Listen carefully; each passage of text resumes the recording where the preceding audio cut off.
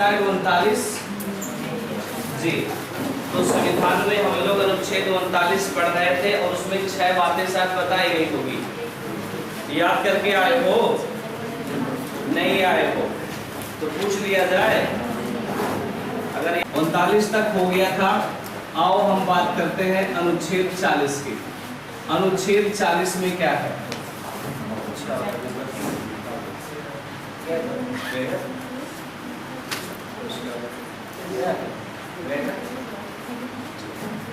अनुच्छेद 40 में क्या है, आओ उनकी भी चर्चा हम कर लेते हैं। तो अनुच्छेद 40 में ये कहा गया कि राज्य का ये ड्यूटी है कि ग्राम पंचायत का क्या करेगा? ग्राम पंचायतों का गठन करेगा। ये लाइन इंपॉर्टेंट है, पिछली बार के पेपर में ये क्वेश्चन आया ही था कि बताइए ग्राम पंचायतों गठन का उल्लेख किस अनुच्छेद में है?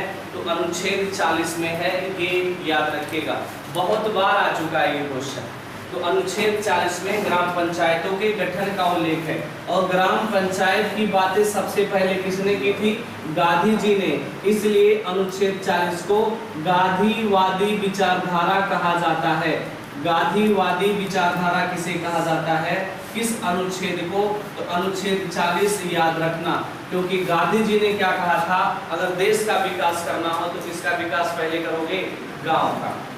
तो ग्राम पंचायतों के गठन की बात कहां पे है? अनुच्छेद 40 में सीधे एक लाइन का क्वेश्चन आ जाता है। अगला अनुच्छेद 41। अनुच्छेद 41 लिखिएगा, कुछ दशाओं में राज्य काम, शिक्षा और लोक सहायता करेगा। कुछ दशाओं में राज्य काम, शिक्षा और लोक सहायता की व्यवस्था करेगा। लोक सहायता की व्यवस्था करेगा, ये लाइन इंपॉर्टेंट है। अब सुनो ध्यान से, वो कुछ दशा क्या क्या है? ये कुछ दशा कौन कौन से हैं, ये आपके एग्जाम में पूछा जाएगा। याद रखना, कुछ दशा ऐसे होते हैं जिसमें राज्य क्या करेगा? आपके लिए काम खोजेगा, आपके लिए शिक्षा खोजेगा, आपके लिए क्या करेगा? लोक सहायता प्रदान करेगा। तो आपसे पूछा जाएगा अनुच्छेद 41 में जो कुछ दशाएं हैं, वो दशाएं कौन कौन सी हैं? अच्छे लेवल के एग्जाम में किस अवस्था में राज्य आपको काम देगा? किस अवस्था में आपको राज्य शिक्षा की व्यवस्था करेगा? किस अवस्था में लोक सहायता प्रदान करेगा? तो आप लोग देखे होंगे जब आपकी बेकारी रहती है, माने कोनो काम के नहीं रहता है, तो याद रखना राज्य आपको क्या देता है? बेरोजगारी भत्ता देता है कि नहीं देता है? जिससे रोजी रोटी आपकी चले कि ना चले। मोबाइल फोन में जो बतियावत है आप, रिचार्ज हो जाए कि नहीं हो जाए? अरे समझ में आए? यही ना बेरोजगारी भत्ता आवत है, सजवे करे करते थे। आजकल का रिचार्ज बड़ा महंगा है, महंगा है 299 रुपया में कितना मिलता है? तो वो कुछ दशा पूछा जाता है। वो कुछ दशा कौन कौन से हैं? तो वो कुछ दशा 4 है। पहला लिखेगा बेकारी, पहला लिखेगा बेकारी, दूसरा लिखेगा आपका बुढ़ापा, बीमारी और विषक्ता। पहला है बेकारी, बुढ़ापा, बीमारी और असमर्थता। बेकारी, बुढ़ापा, बीमारी और असमर्थता। मतलब बेकारी अवस्था में अगर बुढ़ा गया तब वो रह जाए, कोनो व्यवस्था करी, पेंशन वेंशन आवत है कि नहीं?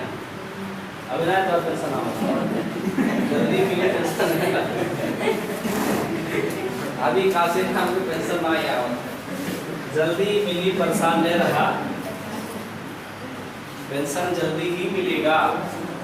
बेकारी हो गया, बुढ़ापा हो गया और क्या हो गया? स्वास्थ्य अवस्था में, और क्या हो गया आपका? असमर्थता में। मतलब आप काम करने योग्य ना हो, उस अवस्था में राज्य आपको विकलांग जैसी अवस्था में विकलांग पेंशन जैसी व्यवस्था राज्य सरकार ने की है। राज्य का ये ड्यूटी है, राज्य का ये कर्तव्य है, राज्य ऐसा करती है। बात समझ में आया? तो पूछ ले वो दशा कौन सी है? 4 की। क्या करेगी? काम में शिक्षा या लोक सहायता आपको देने का काम करती है। बात समझ में आया? ये रही कितनी अवस्था। अगला पॉइंट लिखिएगा, अनुच्छेद 42 लिखिएगा। कार्य हेतु अनुकूल एवं मनोचित दशा का प्रबंध करेगा। कार्य हेतु अनुकूल एवं मनोचित दशा, कार्य हेतु अनुकूल एवं मनोचित दशा का प्रबंध करेगा तथा स्त्री को प्रसूति सहायता प्रदान करेगा, तथा स्त्री को प्रसूति सहायता प्रदान करेगा। हो गया। कार्य हेतु अनुकूल एवं मनोचित दशा तथा स्त्री की सहायता, स्त्री की प्रसूति सहायता प्रदान करेगा। ऐसा है, सुनो ध्यान से। अनुच्छेद 42 क्या कहता है? अनुच्छेद 42 कहेगा कि कार्य हेतु जो उचित दशा है वो प्रदान करेगा। कार्य हेतु उचित दशा प्रदान करेगा मतलब कहने का, अगर आप कार्य करने में असमर्थ है तो आप छुट्टी ले सकते हैं। इनाई के माने आपको बीपी आवत हुआ और फलाने डीएम साहब बुलावत आज मीटिंग में जिला पे चली जाए, ऐसा नहीं। अगर आपकी तबीयत खराब है तो आप एप्लीकेशन से छुट्टी ले सकते हैं। उचित दशा जब आप ठीक हो जाएंगे तो आप काम करने जा सकते हैं। और क्या बोला गया है, स्पेशल यहाँ याद रखना, स्त्री प्रसूति सहायता प्रदान करेगा मतलब कहने का, अगर कोई गर्भवती औरत है तो उसके लिए राज्य क्या करेगा, अलग से छुट्टी की व्यवस्था करता है। और आपको शायद एक बार पढ़ा भी चुके हैं कि अगर कोई महिला प्रेग्नेंट है तो उसे 24 सप्ताह की क्या मिलती है, छुट्टी मिलती है। बात समझ में आया? एक बच्चा है तो पहले बच्चा है तो आई थिंक 26 सप्ताह, दूसरा बच्चा है तो भी 26 या 24 सप्ताह, लेकिन तीसरा बच्चा पे 12 सप्ताह मिलेगा। बात समझ में आया? अगर कोई गोद लिया हुआ बच्चा है, उम्र 1 साल से 6 महीने से छोटा है, तो उसको भी 12 सप्ताह या 6 सप्ताह की छुट्टी मिलती है। सप्ताह है ना कि मंथ है, याद रखना। क्लियर हो गया? और उस समय उसका वेतन नहीं काटा जाएगा, पूरा फुल वेतन दिया जाता है। ये होता है स्त्री प्रसूति। याद रखना, पुरुष को बेचारे को नहीं मिलता, पुरुष इससे वंचित है। हाँ, ये नहीं कि माने मलकिन आगे लाइन लगाए हैं, एप्लीकेशन देते हैं कि साहब हमें छुट्टी चाहिए 24 महीने, पीछे से पुरुषों लाइन लगाए साहब हम लोग तो हम छुट्टी चाहिए, लालन पालन करना है। तो ये गलत धारणा है, पुरुष को नहीं मिलता, केवल और केवल किसे मिलेगा, मतलब। आगे लिखिएगा अनुच्छेद 43 लिखिएगा, मजदूर एवं श्रमिकों को, मजदूर एवं श्रमिकों को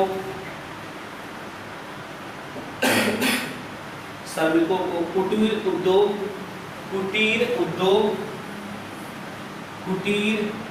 उद्योग, और निर्वाह योग्य मजदूरी दिलाने का प्रयास करेगा। निर्वाह योग्य मजदूरी दिलाने का प्रयास करेगा। निर्वाह योग्य मजदूरी दिलाने का क्या करेगा, प्रयास करेगा। कौन? राज्य। तो यहाँ बोलेगा कि भाई कुटीर उद्योग का मतलब जैसे भैंस पालन, बकरी पालन, कुक्कुट पालन, मुर्गी पालन, ये सभी का प्रयास राज्य करेगा, उनको लोन देने की व्यवस्था करेगा और ऐसा रुपया उनको देगा नरेगा में कि जिससे उनका भरण पोषण अच्छे से चल सके। तो निर्वाह योग्य मजदूरी तय करेगा कि इतना रुपया होना चाहिए, बहुआ हुआ आराम से मिल जाए और घर के तेल पानी भी आराम से चल जाए। ऐसा व्यवस्था राज्य सरकार आपके लिए करता है। तो पूछ लेगा कुटीर उद्योग की स्थापना का उल्लेख किस अनुच्छेद में है, तो आप अब बता दीजिएगा। समझ में आ गया? अगला पॉइंट लिखिएगा। अनुच्छेद कितना हो गया भाई? 43 हो गए। 44 लिखिएगा, समान नागरिक संहिता। देखो 44 में दोनों समान है, 4-4। अनुच्छेद 44 दोनों क्या है, 4-4 है। तो समान नागरिक संहिता, समान नागरिक संहिता याद रखिएगा, ये इंपॉर्टेंट है। समान नागरिक संहिता उपलब्ध कराने की कोशिश करेगा। हेडिंग डालो समान नागरिक संहिता, बस इतना सा। एक पॉइंट थोड़ा सा ध्यान देना, समान नागरिक संहिता की बात करें, जैसे आप लोग देखे होंगे अपने यूपी में हिंदू रीति रिवाज की शादी अलग से राती में होला, मुस्लिम समुदाय में शादी अलग से दिन में होता है, और जगह समुदाय में शादी पारसी सिख हो गए, वहां पे 21 लोग शादी हो गई, ऐसा सिस्टम चलता है। लेकिन अब बताओ, लेकिन एक राज्य ऐसा है गोवा, गोवा में जितने भी लोग हैं, और हम लोग के यहाँ अलग अलग लोग अलग अलग त्योहार भी मनाते हैं, अलग तरीके से मनाते हैं। हिंदू धर्म में भी लोग अलग अलग रीति रिवाज से शादी करते हैं, अलग अलग परंपरा होती है, बात समझ में आए। लेकिन ये कहा गया कि सभी लोग समान नागरिक संहिता ले आओ यार, सभी लोग एक जैसा करो, तब जाके भाईचारा ज्यादा बढ़ सकती है। तो ये समान नागरिक संहिता लागू करने की बात करना चाहिए किसको? राज्य को। ये नहीं कि मैंने दो गुटों में बांट के लड़ाना शुरू कर दे, ऐसा नहीं होना चाहिए। तो समान नागरिक संहिता लागू करने वाला एकमात्र राज्य है गोवा। पूछ ले कि समान नागरिक संहिता लागू करने वाला एकमात्र राज्य कौन सा है? गोवा। ये लाइन इंपॉर्टेंट है, पूछा जा सकता है और पूछा भी जाता है कि समान नागरिक संहिता लागू करने वाला राज्य कौन सा है? गोवा। हो गया।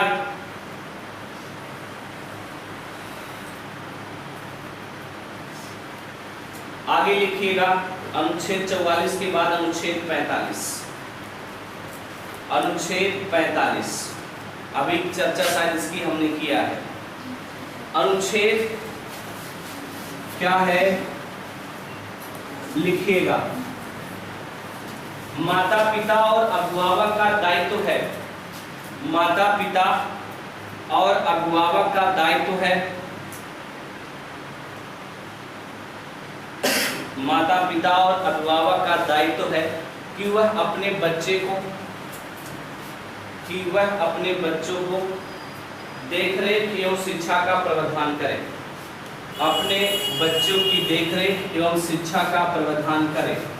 मतलब माता पिता और जो अभिभावक, अगर माता पिता न है तो कोई चाचा चाची कोई होगा, वो अभिभावक उस बच्चे की क्या करे?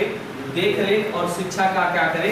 प्रावधान करे। लेकिन याद रखना 86वां संविधान संशोधन जब हुआ था, 86वां संविधान संशोधन जब हुआ तो वहां पे कहा गया कि नहीं, पूरा साल के बच्चे नहीं, मात्र कितने साल के बच्चे? 0 से 6 वर्ष। ये बाद में ऐड कर दिया गया, ये लाइन इंपॉर्टेंट है। 86वां संविधान संशोधन 2002 के तहत यहाँ पे 0 से 6 साल क्या कर दिया गया? ऐड कर दिया गया। ये लाइन आप याद रखना। हो गया। अगला लिखिएगा अनुच्छेद 46। लिखिएगा SC, ST और OBC, SC, ST और OBC के हितों की रक्षा, SC, ST, OBC, SC, ST, OBC के हितों की रक्षा एवं शोषण से सुरक्षा करेगा।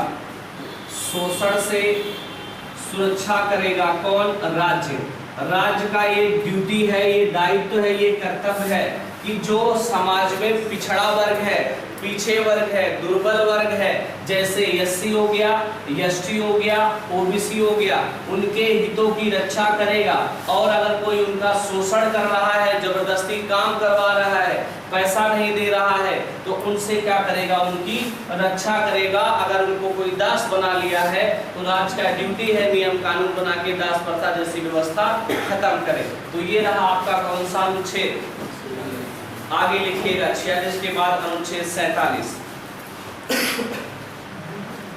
लिखिए अनुच्छेद 47 में जीवन स्तर बढ़ाना, जीवन स्तर बढ़ाना तथा स्वास्थ्य सुधारना राज्य का प्राथमिक कर्तव्य होगा। जीवन स्तर बढ़ाना तथा स्वास्थ्य सुधारना राज्य का प्राथमिक कर्तव्य होगा। राज्य का प्राथमिक कर्तव्य होगा। जीवन स्तर बढ़ाना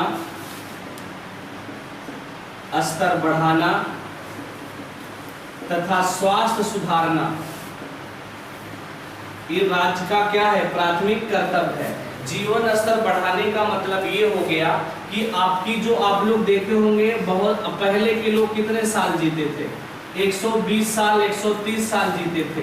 फिर बाद में 100 साल पे आए, फिर बाद में 80 आ गए, फिर बाद में 60 आ गए, आज बेचारे 55-60 के बीच में घूम रहे हो। ये उम्र है आप लोग की आज की।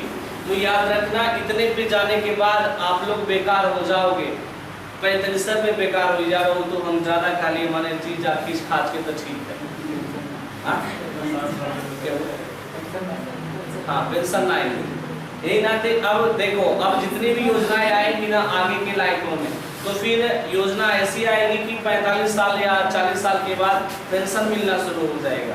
ये योजना, क्योंकि अब ज्यादातर आदमी 60 साल से ज्यादा ऊपर नहीं जीने वाला है। ऐसा खान पान है, ऐसा रहन सहन है, और मोबाइल का जो ये प्रयोग ज्यादा करते हो, मोबाइल के साथ साथ और भी प्रयोग हो जाता है फिर, तो वो फिर गलत है। तो ये याद रखना, जितना बोनस बतियावत है उतना उम्र कम हुई, ठीक बा। तो उम्र बढ़ावे खातिर थोड़ा दौड़ा धूपा, थोड़ा इधर उधर अच्छा चीज खा पिया, लेकिन ये दिक्कत है कि वो पत्तुगारी बैठ जाए। तो जितना भी याद रखना, भारत में अस्पतालों में सबसे ज्यादा भीड़ पाई जाती है। ये है, भारत के अस्पतालों में सबसे ज्यादा भीड़ पाई जाती है, और मंदिरों में भी, और जहाँ सोखा महाजन है वहाँ भी, ये जगह पे ज्यादा भीड़ें होती है। कहीं सत्संग है तो बेचारा 10 में नहीं 8 में नहीं अंगुली से मिल सका, 1 2 3 4 8 देख लिया कि ना, ये कहानी है। लेकिन कहीं पे जुआ खेला जा रहा है, कहीं कुछ हो रहा है, कहीं कुछ हो रहा है, तो वहाँ भीड़ ज्यादा है। ये गलत धारणा है। तो ये उम्र बहुत कम हो रही है भारतीयों की, याद रखना। आगे आप चले जाओ, यहाँ पे वातावरण का भी बहुत ज्यादा प्रभाव है। इंसान जल्दी से सियाना हो जा रहा है। वातावरण, यहाँ का वातावरण बहुत खतरनाक है। भारत कहाँ पाया जाता है? ये एरिया में। ये आपका भूमध्य रेखा है, भारत यहाँ है, यहाँ गर्मी ज्यादा एरिया है।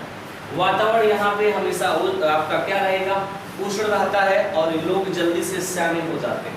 यहाँ के लोग जो है, ये वाले जो प्रदेश के लोग हैं, यहाँ के सियाना होने में यहाँ पे शादी की उम्र 15-16 साल हो गई है। 15-16 साल के लोग गर्लफ्रेंड बॉयफ्रेंड बनाना शुरू कर गए। ये अपने भारत वाली कहानी। और यहाँ पे इंसान जो है, इस वाले प्रदेश में ये लोग जल्दी सियाने नहीं होते। यहाँ पे अगर शादी की उम्र 18-20 से 30-35 साल है यहाँ। अब कहा कि हमने गाँव में बात 35 साल की नहीं, अरे भाई तो वो अपवाद ठीक है। हाँ तो फिर वो अपवाद, तो ये याद रखिएगा। अब नहीं करता तो गलती की कर यार, और बतियावा था नीचे, तो यार ऐसा थोड़ी। तो ये वाला एरिया अच्छा खासा है, यहाँ के लोग अभी बेटर है। हम लोग के यहाँ खराब हो गया। वातावरण का ज्यादा प्रभाव है, आप लोग का इसमें कोई दोष नहीं। सिंपल सी वातावरण का इतना ज्यादा प्रभाव है कि लोग अंडे अगर ठंडी में उगता है, जैसे मगरमच्छ हो गए, उसके बाद आपकी छिपकली जैसे हो गए, सांप जैसे हो गए, इन लोगों के अंडे बदल जाते हैं। अगर ठंडी में उगा रहे घड़ियाल की तो उसमें से नर पैदा हो जाता है। अगर गर्मी में उस अंडे को वातावरण में गर्मी में रख दो तो मादा निकल जाता है। ये कहानी हो जाती है अंडे से। बताओ वातावरण का इतना ज्यादा प्रभाव कि जेंडर बदल जाता है वातावरण बदलने से। पढ़ाई में ऐसा है, ठीक, आगे लिखिएगा, ज्यादा हो जाए। क्या बताओ सर? जीवन स्तर बढ़ाना तथा स्वास्थ्य बढ़ाना राज का क्या है, ड्यूटी है।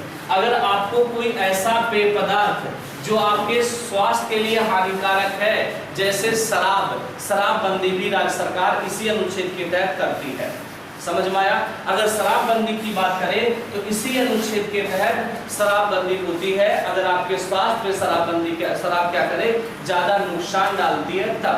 तो पूछ लेगा शराबबंदी जैसा चीजें किस अनुच्छेद की बातें हैं, तो याद रखना ये आपका अनुच्छेद कौन सा, 47 अनुच्छेद 48 लिखिएगा। अनुच्छेद 48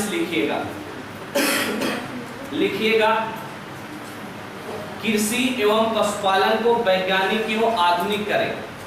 कृषि एवं पशुपालन को वैज्ञानिक एवं आधुनिक करें। कृषि एवं पशुपालन को वैज्ञानिक एवं आधुनिक करें तथा दुधारू एवं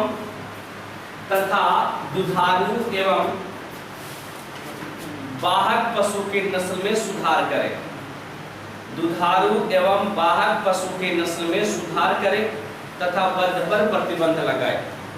दुधारू एवं वाहक पशु के नस्ल में सुधार करें तथा पशु वध पर प्रतिबंध लगाए। इनमें से कोई एक लाइन दे देगा। पशुवध पर प्रतिबंध किस अनुच्छेद में है, दुधारू पशु के नस्ल में सुधार किस अनुच्छेद में है, कोई एक लाइन दे देता है और आपको फिर बैंड बजा देगा। फिर तो पशुवध पर क्या लगा है, पशुवध का मतलब बलि भी आप नहीं कर सकते, ये यहाँ पे बोला गया है। कहा गया है कि वैज्ञानिक तरीके से नस्ल में क्या किया जाए, सुधार किया जाए। नस्ल सुधार की बात करता है, किसकी, नस्ल सुधार की बात करता है। और एक पॉइंट याद रखिएगा, दुधारू पशु और वाहक पशु। दुधारू माने क्या होते हैं, जो पशु दूध देते हैं। वाहक पशु माने जो होते हैं खेतों जोते हैं, जो और सांप के बोझ ढोते हैं, उनमें नस्ल में क्या किया जाए, सुधार किया जाए। अगर पहले जो गाय थी, आप लोग देखे होंगे, पहले के देसी गाय बेचारी 1 पाव 2 पाव 3 पाव दूध दे। आजकल के जो गाय बाटी उन्हें 8 लीटर 10 लीटर दूध देते हैं। ये नस्ल सुधार से ही तो संभव हो पाया है। लेकिन यहाँ पे ये भी कहा गया है, नस्ल सुधार इस हिसाब से करो कि जो पुरानी प्रजाति है वो गायब ना हो जाए, लेकिन वो क्या हो गई, गायब हो गई। ये यहाँ पे ध्यान नहीं दिया गया। यहाँ पे कहा गया है कि पुरानी चीजों को ध्यान में रखते हुए हम नस्ल सुधार करें, लेकिन नस्ल सुधार ऐसा कहेंगे कि पुरानका का हो गया, खत्म हो गया। समझ में आया। आजकल के गाय बड़ा ज्यादा दूध देती है, देखा होगा 20 लीटर 25 लीटर तो सुनले होई कि हमरे गोरे की गाय बाबू मतलब 80 लीटर दूध देती, कमाल है। सोचा समझ में आया ये सिस्टम है। तो ऐसी परंपरा है। तो ये नहीं माने नस्ल सुधार करो क्या करके, जो 48 के अनुच्छेद 48 के लिखिएगा, पर्यावरण संरक्षण एवं संवर्धन, पर्यावरण संरक्षण एवं संवर्धन तथा वन्य जीव की सुरक्षा, पर्यावरण संरक्षण संवर्धन एवं वन्य जीव की सुरक्षा का प्रबंध किया जाएगा। पर्यावरण संरक्षण संवर्धन एवं वन्य जीव की सुरक्षा किया जाएगा। कब जोड़ा गया, ये नया है इसलिए इम्पोर्टेंट है। 48 का क्या है ना, ये नया संविधान पूरे मूल संविधान में थोड़ी था। तो लिखिएगा कब जोड़ा गया, 42वां संविधान संशोधन 1976, 42वां संविधान संशोधन 1976 में इसे क्या हुआ, ऐड किया गया है। तो ये लाइन इंपॉर्टेंट बन जाती है कि पर्यावरण संरक्षण संवर्धन एवं वन्य जीव की सुरक्षा कब जोड़ा गया। मतलब कहने का ये हुआ कि आप लोग देखे होगा, आप लोग के जो इस समय जो गाय है जो लोग छोड़ दिए हैं, तनी बार आपका गाँव चल ले या फिर आपके गैया तनी बार भाग जाले, क्योंकि खूटा बांध के लह लाठी ये कोनो कुछ हो, ये गलत धारणा है। बात समझ में आए। और पर्यावरण की रक्षा करनी है, इनाय के माने कोनो भी तनी बार एक आम थोड़े खतरे गैया टूट गया, ऐसा भी नहीं होना चाहिए, जिससे पर्यावरण को क्या पहुंचेगा, नुकसान। आगे लिखिएगा अनुच्छेद 49, शायद 49 तक हम पहुंचे हैं। लिखिएगा स्मारक, अनुच्छेद 49 में लिखिएगा स्मारक ऐतिहासिक स्थलों की सुरक्षा करेगा। स्मारक ये ऐतिहासिक स्थानों की सुरक्षा करेगा। कौन, राज्य। स्मारक क्यों ऐतिहासिक स्थान, स्मारक समझते हैं जैसे आपका इंडिया गेट हो जाए, ताजमहल हो जाए, ऐतिहासिक स्थान हो जाए, इन सभी की क्या करेगा, राज्य सुरक्षा करेगा। पुलिस बल काहे तैनात रहती है, अयोध्या के राम मंदिर पे, ताजमहल पे, सभी पुलिस बल काहे तैनात रहती है। आप लोगों का बस का चलत तो वहाँ बगलियाँ लिखा, जहाँ लिखा ला यहाँ न थूके वहीं थूक देना, जबरदस्ती। देखिए मार्केट का कहीं लेगा तो यही नाते कोई लगा रहता है कि माने यहाँ से फूल ना तोड़े फिर भी जबरदस्ती फूल लेगा। तो ये की वजह से सब जगह ऐसा नहीं होना चाहिए। कोई मूर्ति मंदिर बनी है या फिर किसी जो भगत सिंह हो गया, किसी अन्य की मूर्ति हो गई, तो ये नहीं तोड़ना चाहिए, उनका सम्मान करना चाहिए। ऐसा राज्य के लिए बताया गया, राज्य का कर्तव्य है। अगला लिखिएगा, आपका भी अभी कर्तव्य आएगा। आपका क्या ड्यूटी है, आगे हम पढ़ेंगे, आज ही पढ़ेंगे, बयान नहीं, आज खत्म करेंगे ना जल्दी जल्दी। आगे लिखिएगा अनुच्छेद 50, इंपॉर्टेंट है ये। अनुच्छेद 50 कार्यपालिका और न्यायपालिका का पृथक्करण। कार्यपालिका और न्यायपालिका का पृथक्करण, मतलब कार्यपालिका अपना काम करे और न्याय देने वाली संस्था अपना काम करे। ये एक सिंपल सी एक लाइन की बात, लिखने से ही समझ गए होंगे। हेडिंग अनुच्छेद 51, कार्यपालिका और न्यायपालिका का पृथक्करण, ये बहुत बार आ चुका है यार।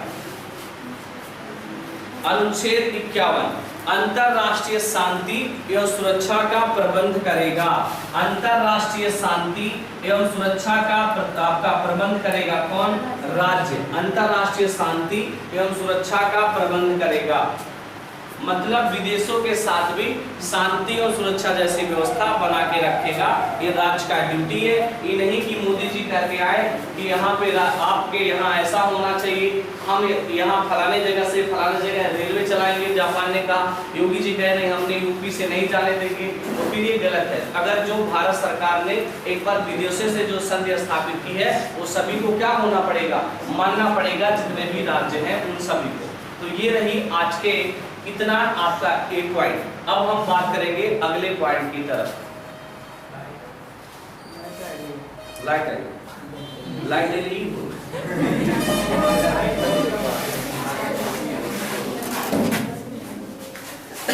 लाइट आई भैया। क्या कर्तव्य आपको मिले हैं? मौलिक कर्तव्य। आइए बात कर लेते हैं। एक बात बताओ यार, मौलिक कर्तव्य आपको संविधान ने क्या दिया? एक बात बताइए, संविधान ने आपको क्या दिया? मूल अधिकार दिया है कि नहीं दिया? ये पढ़ा है, मूल अधिकार दिया। मूल अधिकार का मतलब आपको खाने पीने का अधिकार है, जहां मन करे वहां पढ़ने का अधिकार है, जहां मन करे वहां घूमने का अधिकार है। संविधान ने ही तो दिया है। और जब संविधान दिया, और यहाँ पे अभी हमने पढ़ा राज्य के नीति निर्देशक तत्व पढ़े। राज्य के नीति निर्देशक तत्व ये पढ़े कि राज्य ने भी आपको बहुत कुछ दिया। आपको बेरोजगारी भत्ता दिया, पेंशन दिया, लोगों को और भी चीजें दिया, और जीवन चलाने के लिए आपको आजीविका के साधन देने का प्रयास किया, ये राज्य किया। मूल अधिकार संविधान दिया, ये भी संविधान दिया, लेकिन ये राज्य के लिए है, ये आपके सभी के लिए है।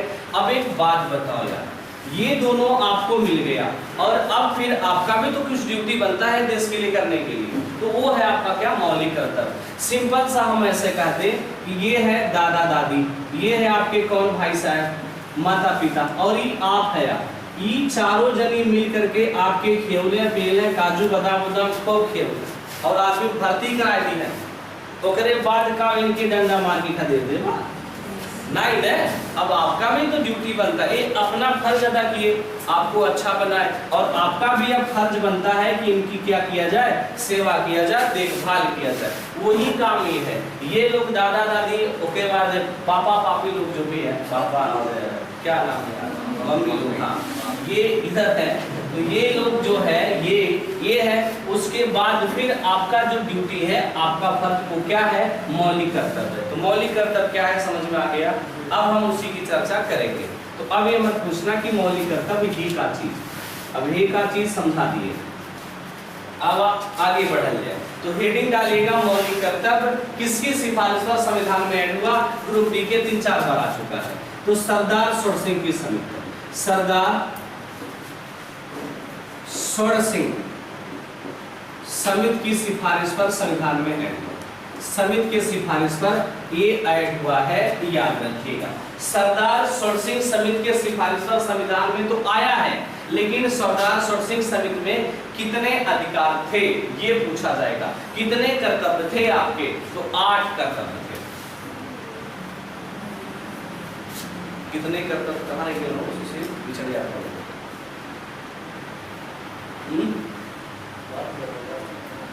बताओ क्या गर्लफ्रेंड से क्या पढ़ लिए?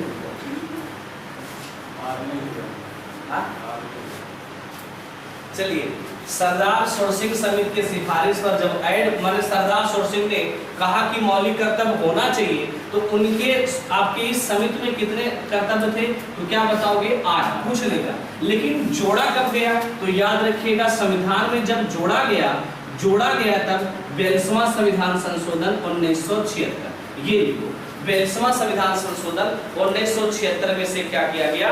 जोड़ा गया। 42वां संविधान संशोधन 1976 क्या हुआ? जोड़ा गया। कहाँ जोड़ा गया ये भी पूछा जाएगा। कहाँ, तो याद रखिएगा भाग 4 क में जोड़ा गया, भाग 4 क में जोड़ा गया। और अनुच्छेद कौन सा जोड़ा गया, अनुच्छेद 51 क जोड़ा गया। ये रही आपकी कुछ खास बातें, सीधे एग्जाम में डायरेक्ट पूछा जाता है। भाग 4 क अनुच्छेद 51 क, ये लिखिएगा।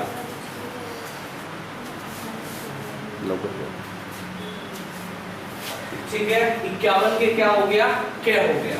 और सुनो ध्यान से, और इसमें क्या कहा गया, 51 के क जब ये संविधान में ये जोड़े गए ना, तो उस समय इन्होंने कहा कितने कर्तव्य होना चाहिए। यहाँ पे ये भी लिखा गया था आयकर देना अनिवार्य है, इसमें कहा गया था। लेकिन जब संविधान में ऐड हुआ तो ये आयकर वगैरह खत्म हो गया, आयकर नहीं लिखा गया। तो जब ये जोड़ा गया संविधान में 1976 में, तो कितने कर्तव्य जोड़े गए, 10 कर्तव्य। कितने कर्तव्य जोड़े गए, 10। बढ़ा के जोड़े गए, इन्होंने 8 ही बताया था, लेकिन जोड़ा गया तो कितना जोड़े गए, 10 कर्तव्य। वर्तमान में कितने कर्तव्य हैं पूछ ले, वर्तमान में कितने कर्तव्य है, वर्तमान में 11 कर्तव्य है। वर्तमान में कितने कर्तव्य है, 11। 11वां कब जोड़ा गया, 11वां कब जोड़ा गया पूछ ले, तो लिखिएगा 11वां इंपॉर्टेंट बन जाता है। 6वां संविधान संशोधन 2002, 6वां संविधान संशोधन 2002 में 11वां कर्तव्य क्या हुआ, जोड़ा गया। ये लाइन इंपॉर्टेंट हो गई। अब एक एक करके 11 हम पढ़ लेते हैं, फिर इसकी ट्रिक आपको कल बता दिया जाए। लेकिन ट्रिक ज्यादा रट नहीं पाओगे, हर एक चीज का ट्रिक जरूरी नहीं है, कंसेप्ट पढ़ो भाई।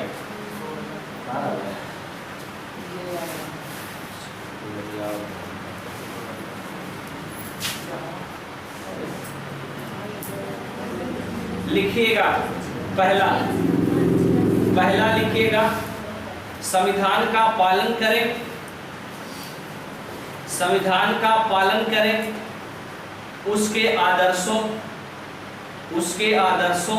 संस्थाओं, संविधान का पालन करें, उसके आदर्शों संस्थाओं, राष्ट्रध्वज और राष्ट्रगान का सम्मान करें। संविधान का पालन करें, उसके आदर्शों संस्थाओं, राष्ट्रध्वज और राष्ट्रगान का सम्मान करें। संविधान का पालन करें, उसके आदर्शों संस्थाओं, राष्ट्रध्वज और राष्ट्रगान का सम्मान करें। यहाँ राष्ट्रगान लिखा गया है, राष्ट्रध्वज लिखा गया है, ना कि राष्ट्रगीत लिखा गया है। राष्ट्रगीत आप चाहे करो या ना करो, यहाँ कुछ नहीं बताया गया। लेकिन याद रखना, राष्ट्रगान गाते समय ही आप लोग जो करते हो कि बगल वाले काने में कागज लपेट के डालते हो, राष्ट्रगान चलता है, तो ये गलत है, नहीं करना चाहिए, केस हो जाएगा फिर आपके ऊपर। ध्वज संहिता 2002 का केस आपके ऊपर चलेगा, फिर बैठ बच जाएगी, जेल काटोगे 15-20 दिन का, तो फिर गड़बड़ काम है ना। यदि जब राष्ट्रगान चले तो भले ना ही आवे, चुपाई मार के खड़ा रही जाए, बस सिंपल सा। आवत बा तो ठीक बा, मुंह डोलावा, नहीं आवत बा तब मुंह डोलावा, के देखत बा तूने गावत है कि नहीं गावत है, ऐसे तो है। सबके राष्ट्रगान आवत, राष्ट्रगान आता है पूरा, और सुनाना पड़ेगा, हालत खराब है। अब ना हाँ, अकेले गाय भी ना, अकेला ही गाय, चल निकाल लिया। तो ये राष्ट्रगान का क्या करना है, सम्मान करना है। राष्ट्रगीत का उल्लेख नहीं है, ये बातें आप याद रख सकते हैं। ठीक है, आपको ये भी बताया था राष्ट्रगान गाने में कितना समय लगता है, 52 सेकंड। उसमें जय आपका जन्म कितनी बार आया है, उसके बाद कौन सी नदियों का उल्लेख है, पीछे आपको शायद पढ़ाया गया। ठीक है, तो यहाँ उतनी चर्चा हम ना करें, तभी अच्छा रहेगा, समय ज्यादा कम है। अगला सेकंड लिखिएगा, राष्ट्रीय आंदोलन के उच्च आदर्शों को हृदय में संजोए रखें। राष्ट्रीय आंदोलन के उच्च आदर्शों को हृदय में संजोए रखें। राष्ट्रीय आंदोलन के उच्च आदर्शों को हृदय में संजोए रखें। मतलब राष्ट्रीय आंदोलन में, जो राष्ट्रीय आंदोलन के समय जो आदर्श मिले थे, जैसे तुम मुझे खून दो मैं तुम्हें आजादी दूंगा, ये सब जब कहे था शरीर के अंदर भावात्मक उठने लगे, भाव उठ लगे कि हाँ हम भी सैनिक होते तो हम भी कुछ कर सकते थे देश के लिए। इराक की मैंने गर्लफ्रेंड से बतिया होता तो कहे तुम मुझे खून दो मैं तुम्हें आजादी दूंगा, ऐसा नहीं दिखाई। ऐसा नहीं बतियाना है, भाग छोड़ो ये साथ ठीक आराम से। ये सब जब आपका 15 अगस्त 26 इसलिए तो मनाया जाता है कि जो उनके कर्तव्य हैं, उनके जो अच्छे अच्छे कर्म है उनको याद किया जाए। ये ना तो मनाया जाता है कि और बोलेगा ठीक है कि उनको याद कर लिया जाए 1-2 दिन, रोज ऐसे याद करना नहीं। तो इस माने साल भर में 2 दिन ऐसा है जिस दिन याद किया जाता है। वैसे तो वो याद कहले है कि भगत सिंह अमर रहे काले है आधा दिन तो 15 अगस्त को रह जाएंगे शुरू करना है वो ना जाए आगे। संप्रभुता, एकता और अखंडता की माने देश की संप्रभुता, एकता और अखंडता की रक्षा करे, माने देश को तोड़ने ना दे, एकता बना के रखे, अखंड बना के रखे अपने देश को। हमारा देश वैसे ही अखंड है। ये यहाँ सिंपल सी एक लाइन में कहा गया। ये लाइन इंपॉर्टेंट है, पूछा जाता है कहाँ पे लिखा गया। तो 51 के तीसरा पॉइंट में ये बातें कही गई, अखंडता की रक्षा करे। आगे देश की रक्षा एवं आवाहन किए जाने पर, देश की रक्षा एवं आवाहन किए जाने पर देश की सेवा के लिए तत्पर रहे। देश की रक्षा एवं आवाहन किए जाने पर देश की रक्षा के लिए तत्पर रहे। मतलब कहने का, जब देश को कभी जरूरत पड़े कि मान लो कभी देश पे संकट आ जाए तो आपका ये ड्यूटी बनता है कि आप भी कहां चले जाओ, बंदूक लेके सीना पे तैयार हो जाओ भैया ना, कि माने घरे उखड़े लुकाई जाओ। अरे आप लोग अन्ना हजारे का नाम सुने, वो भी सैनिक बने थे। 1999 के जब कारगिल युद्ध लड़ा गया था, उनकी हाइट कितनी है, 5 फुट से भी छोटी है, फिर भी सैनिक है वो। काहे है, कैसे हो गए? जब युद्ध लड़ा जा रहा था, जब सेना की कमी पड़ी तो गए थे, समझ में आया। और वैसे जब कभी जरूरत पड़े तो कम हाइट वालों को भी बुलाया जाता है, तो वो सैनिक माने जाते हैं। जब जरूरत पड़े, देश पे संकट आ जाए तब। इनायत को जब देश पे संकट आए वैसी तो बड़ा सीना तान के जाते हैं, फिर तो वावत दम के अकेले 10 दुश्मनी उड़ाई देती। लेकिन जब भारत में संकट आएगा तो डेरी लुकाए जाते हैं। ये अच्छी बात नहीं है साहब। अरे देखा ना 1974 में इंदिरा गांधी ने क्या चलाया, नसबंदी योजना। लोग डॉक्टर लोग गांव में जाते थे, पकड़ के पुरुषों की वैसे नसबंदी कर देते थे। ये कहानी होती। और जो पुरुष जैसे देखते थे डॉक्टर की टीम गांव में पहुंचती है, पुरुष वाले सब भागे उखड़ी लुकाएंगे, तो उखड़ी लुका जाए कि डेरे लुका जाए कि लुगा पहले ऐसा सिस्टम। लुगा और साड़ी आजकल का परंपरा है। आजकल के लोग फेमस होने के लिए साड़ी ज्यादा पहनते हैं। पुरुष वर्ग अरे देखो, महिला उस समय ज्यादा कमजोर वर्ग मानी जाती थी। उन लोगों को ज्यादा छेड़खानी उनके साथ नहीं कर सकते थे, पुरुष की जरूरत पड़ के कर देते थे। महिला बहुत ज्यादा उस समय कमजोर थी, उन लोगों के साथ ज्यादा जोरदस्ती नहीं। अब महिला जब बीपी वाले केस में उन लोग को जल्दी मृत्यु हो जाती है, अटक जाते थे वो लोग। लेकिन ये पुरुष वर्ग थोड़ा मजबूत वर्ग है, इन लोगों को पकड़ के जबरदस्ती नसबंदी कर दे रहे थे। पुरुष नसबंदी तेज में था, बाद में महिला के भी होने लगा था, तो ये बाद में लोगों ने विरोध किया और नसबंदी बंद हो गया। अगर ये शुरू से चला आया होता, 1974-75 में लोग कॉपरेट किए होते तो इतनी बेरोजगारी और इतनी जनसंख्या आज हमारे यहाँ नहीं होती। लेकिन लोग कॉपरेट नहीं किए, ये योजना विफल हो गई। फिर बस आज कहा जाता है नसबंदी कराने का पैसा मिलेगा 2000 या 2500, पता नहीं, मुझे याद नहीं, कुछ मिलता है तो उतना पैसा मिलेगा, फिर भी लोग नसबंदी नहीं कराते। बताओ। और कहते हैं कि बच्चा पैदा होने पर 6000 मिलता है, उसके लिए तैयार हो जाए। ये परंपरा है, कैसी काम चलेगी? हाँ, 6000 करने से 2500, फिर भी वही करेंगे लोग, 2500 के लिए जाएंगे फिर। तो ये ऐसे कुछ सिस्टम है जो खराब है, ठीक है। तो लोग आजकल के आप लोग देखे होंगे, बहुत सारे लोग लड़के लोग हैं साड़ी उड़ी पहन के वीडियो बना रहे हैं फेमस होने के लिए, अपनी मर्यादा लोग भूल जा रहे हैं। ये गलत है, ये ऐसा नहीं होना चाहिए।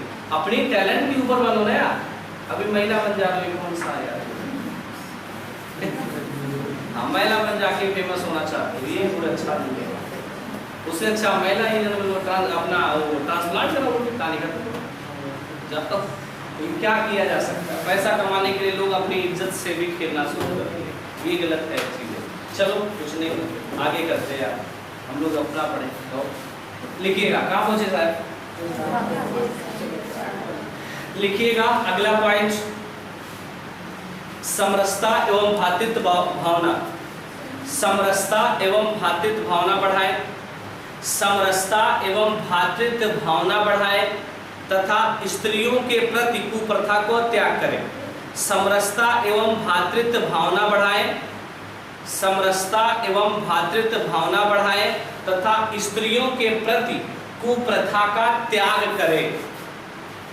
स्त्रियों के प्रति कुप्रथा का त्याग करें। मतलब कहने का लोगों में भाईचारा की क्या बढ़ाएं, भावना बढ़ाएं। लेकिन आजकल क्या भाई भाई में नहीं पड़ता कि मेड़ बाय आधा मीडिया एक फरुआ आधा अगर खत्म हो जाता वो डंडा वंडा लेके शुरू हो जाते हैं। तो ये भ्रातृत्व भावना नहीं बढ़ रही है। और ये भी कहा गया है कि स्त्रियों के जो प्रति कुप्रथा है उसको भी लोग अपने मन से हटाएं। सती प्रथा जो ये सब जो प्रथा चली आ रही है, पर्दा प्रथा, ये सब थोड़ा दूर हटे। पुरुष महिला को बराबर लेने का अधिकार है, माने दोनों बराबर जगह पे चले। समझ में आए ना, ये कहा गया है यहाँ पर। आप लोग देखे होंगे शहरों में थोड़ा तो ठीक ही है। अपने यहाँ अगर आज शाम रात के 8 बजे छुट्टी किया जाए, कोचिंग अगर 6:30 बजे कोई चलाया जाए तो और 8 बजे छुट्टी किया जाए तो लोग जब लड़की यहाँ से जाएगी तो लोग उसको गलत दृष्टि से देखते हैं।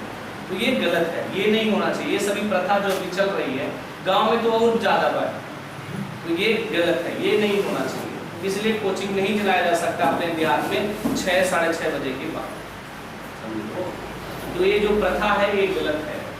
और आप लोग देखे लोग तनी बार क्यों करिए चश्मा पहले अपने अखियां बचावे करते तो कहीं हीरो बनता। बताओ, ये भी तो गलत है।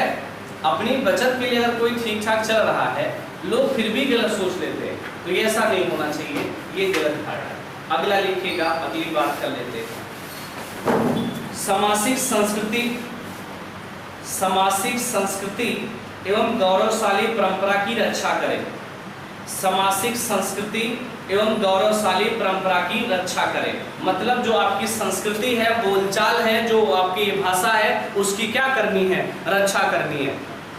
सामाजिक संस्कृति एवं गौरवशाली परंपरा की क्या किया जाए, रक्षा किया जाए। आप लोग देखे होंगे पहले के लोग होली और दीपावली जब मनाते थे तो क्या होता था, 11-12 बजे तक एक जने के सब हाथ मिलावे, मिठाई बांटे, खाए।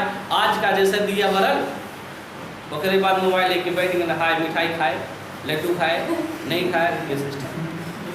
दूसरे से मिले की जरूरत है ना, चलता है ना ऐसा, देख ले होगा। होली जैसे दीपावली में दिया जरल, यारवा थैला, उसके बाद हाय हेलो कैसी बढ़िया, मिठाई खाई, नहीं खाई, ज़्यादा परंपरा दिखे। सुशील का तो मत कुछ होगा, सुशील के तो हजारों में से आगे लिखिए, आगे लिखिएगा अगला पॉइंट। प्राकृतिक पर्यावरण, प्राकृतिक पर्यावरण जैसे वन, झील, नदी की रक्षा करें। प्राकृतिक पर्यावरण जैसे वन, झील, नदी की रक्षा करें। वन, झील, नदी की रक्षा करें तथा प्राणी मात्र पर दया की भाव रखें। तथा प्राणी मात्र पर दया की भाव रखें। प्राणी मात्र पर दया की भाव रखें। माने आपके जो झील है, नदी है, इन सभी की क्या करना है, रक्षा करना है। और जो आपके प्राणी मात्र हैं उन पे दया करना है। इनाई की माने गैया तनी बार भैंसिया भाग गई, ओकरे बाद 10 मिनट दौड़ाइस, ओकरे बाद लाई के बांध के लहला फिर दौड़ी, फिर दौड़ी में ऐसे है। देखा लगे ना जुआ में लह लाठी धोई जाते हैं। ये नहीं, ये प्राणी मात्र के बाद दया पात्र। अगर थोड़ा कुत्ता है तनी बार घर में है, एक रोटी लेके भाग गया, पूरा खाना फिर से बना कर तो घर के बना बेर उठा के ले हाथ मिलन गुड़ बैठ। ऐसा नहीं होना चाहिए। अरे ना बेचारा भूखा खा ले, इसको दिक्कत फिर से बनाएगा। गैया भाग के भाई दिक्कत ना हो, कुछ प्रॉब्लम हो, भाग के बांध डलाई, लेकिन ना ही लह लाठी धोई किराने कह देते, ये गलत है। अगला देखिएगा बच्चों, वैज्ञानिक दृष्टिकोण, वैज्ञानिक दृष्टिकोण तथा ज्ञानार्जन का विकास करें। वैज्ञानिक दृष्टिकोण तथा ज्ञानार्जन का विकास करें। वैज्ञानिक दृष्टिकोण तथा ज्ञानार्जन का विकास करें। वैज्ञानिक दृष्टिकोण तथा ज्ञानार्जन का विकास करें। मतलब कहने का ये हुआ कि जो वैज्ञानिक दृष्टिकोण है वैज्ञानिक तरीके से क्या करना है, अपना विकास करना है और ज्ञान को भी क्या करना है, बढ़ाना, माने वैज्ञानिक तरीके से खेती करना है। पहले के लोग क्या करते थे, पहले के लोग जब खेत बाड़ी जब बनाना होता था जरई वाला, तो 1 महीना पहले से जुताई शुरू किए थे, कोड़े शुरू किए थे पहले से, या अपने कोड़ा। आजकल का है बिहार जरई डाले के बाद वही दिन है ट्रैक्टर ले ले 4 बार ले ले कहानी खत्म। पहले क्या होता था, ज्यादा समय देते थे ना खेत में बनाने में। आज क्या है, जरिया बोए को जुताई दिया और बोल दिया, काम खत्म। ये तो आज हमारा वैज्ञानिक दृष्टिकोण है, तो हम वैज्ञानिक दृष्टिकोण को अपनाएं, न कि पुरानी परंपरा पे अभी जाए। लेकिन हाँ, हमारी जो संस्कृति है उसे नहीं भूलना है, ये भी यहाँ कहा गया। अगला लिखिएगा, अगला पॉइंट की ओर बढ़ते हैं। सार्वजनिक संपत्ति की सुरक्षा करें, सार्वजनिक संपत्ति की सुरक्षा करें तथा हिंसा से दूर रहें। सार्वजनिक संपत्ति की सुरक्षा करें तथा हिंसा से दूर रहें। सार्वजनिक संपत्ति की सुरक्षा करें तथा हिंसा से दूर रहें। सार्वजनिक संपत्ति की सुरक्षा करें। सार्वजनिक संपत्ति इनायत माने अस्पताल में, अस्पताल में गेला जहाँ निकल बा, यहाँ ना तो के वहीं टूटी जा, तो ये गलत है। और आप लोग देखा तो बा स्कूल को मैच वोच खेले गई है, तो स्कूल की दीवार तनी बार ऐसा हिलत बा, ला धक्का मार दिया वो गिर गया, तो आप तो होए ना। तो ये सार्वजनिक संपत्ति है, उसकी आपको ड्यूटी है कि रक्षा करना है। कि ना इन्होंने तनी बार हिलत हुआ तो ओके पहले टेप टाप करके बनावा ठीक से, ना हिला धक्का मार गिराए। तो ये सार्वजनिक संपत्ति जो है उसकी आपको क्या करनी है, रक्षा करनी है, और हिंसा भी नहीं करनी है। इनाइक माने कोनो सड़क पे कोनो कीड़ा जात पर साइकिलिए चढ़ा दिया हो, लो खत्म ही हो गया, तो ऐसा भी नहीं करना है। अगला लिखिएगा, अगला पॉइंट, व्यक्तिगत एवं सामूहिक गतिविधियों से आगे बढ़ने का प्रयास करें। व्यक्तिगत एवं सामूहिक गतिविधियों से आगे बढ़ने का प्रयास करें। व्यक्तिगत एवं सामूहिक गतिविधियों से आगे बढ़ने का प्रयास करें, मतलब आपके पास जो कैपेबिलिटी है उससे क्या करो, आगे बढ़ो। आगे लिखिएगा 11वां, 6 से 14 वर्ष के बच्चों को लिखिएगा, 6 से 14 वर्ष तक के बच्चों की देखभाल एवं प्राथमिक शिक्षा का प्रावधान करें। 6 से 14 वर्ष तक के बच्चों की देखभाल एवं प्राथमिक शिक्षा का प्रावधान करें। 6 से 14 वर्ष तक के बच्चों की देखभाल एवं प्राथमिक शिक्षा का प्रावधान करें। ये रहा, ये इम्पोर्टेंट है। अभी जो 0 से 6 पढ़े हो ना, कहाँ अनुच्छेद 45 में, वहां पर भी बच्चों को शिक्षा देना है, लेकिन कहाँ, आड़ी बाड़ी में, याद ना, आंगनबाड़ी में, इसका नाम आपको गाड़ी वाड़ी रख दिए।